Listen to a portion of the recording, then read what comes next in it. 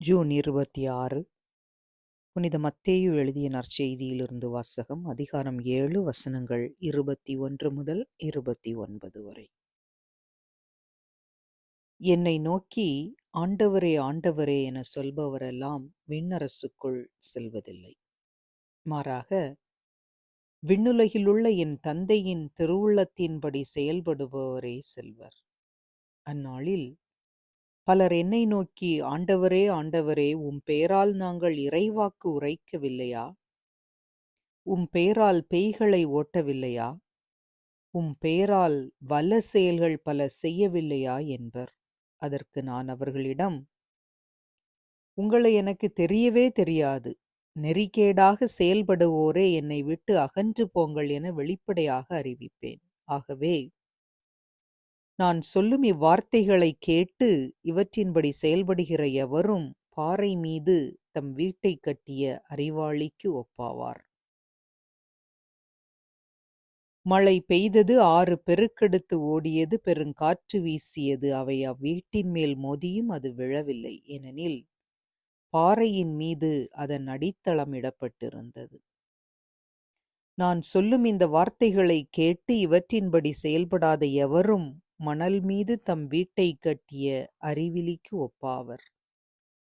மழை பெய்தது, ஆறு பெருக்கெடுத்து ஓடியது, பெருங்காற்று வீசியது. அது அவ்வீட்டை தாக்க அது விழுந்தது. இவ்வாறு பேரழிவு நேர்ந்தது. இயேசு இவ்வாறு உரையாற்றி முடித்தபோது அவரது போதனையை கேட்ட மக்கள் கூட்டத்தினர் வியப்பில் ஆழ்ந்தனர். ஏனெனில் அவர் தம் மறைநூல் அறிஞரை போலன்றி அதிகாரத்தோடு அவர்களுக்கு கற்பித்தார். இது கிறிஸ்து வழங்கும் நற்செய்தி. கிறிஸ்துவே உமக்கு புகழ். சிந்தனை. உதடும் உள்ளமும். நமது இறைவேண்டல் எவ்வாறு அமைய வேண்டும் என்னும் தெளிவினை இன்றைய வரிகள் நமக்கு வலிமையாக தருகின்றது. ஆண்டவரே ஆண்டவரே என சொல்பவரெல்லாம் விண்ணரசுக்குள் நுழைய முடியாது என்பதை மேலும் மேலும் ஆணித்தரமாக எடுத்தியம்புகின்றது. விண்ணகத்திலுள்ள என் தந்தையின் திருவுள்ளத்தின்படி செயல்படுபவரே விண்ணரசுக்குள் நுழைவர் என்றும் கூறுகின்றது. இன்று ஜெப ஆர்வலர்கள் அனைவரையும் விழிப்படைய வைக்கவே இந்த நற்செய்தி வாசகம் தரப்பட்டுள்ளது.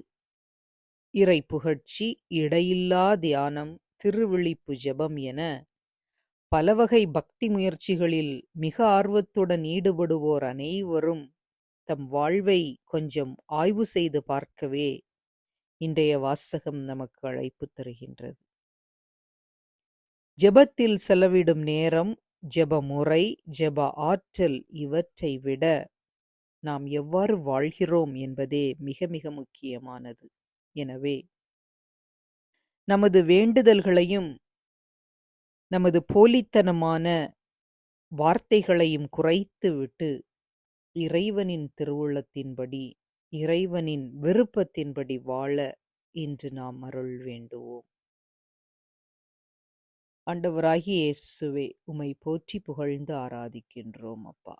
நீர் எங்களுக்கு கற்றுத்தந்தவாறே நாங்கள் ஜெபத்தை விட வாழ்வுக்கு அதிக முக்கியத்துவம் கொடுத்து இறை தந்தையின் பிள்ளைகளாக வாழ எங்கள் ஒவ்வொருவருக்கும் அருள் தாரும்.